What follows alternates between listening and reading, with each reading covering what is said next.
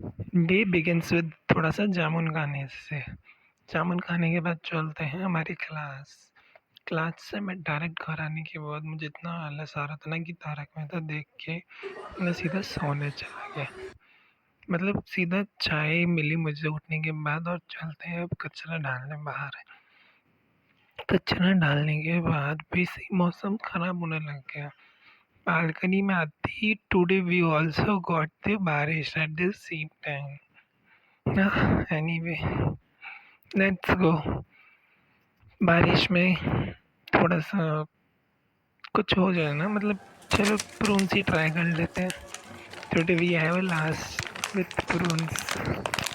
Prawns खाने के बाद चलते हैं नीचे, क्योंकि थोड़ा सा वो जूस ट्राई करना था हमको, सैंपल आया हुआ था।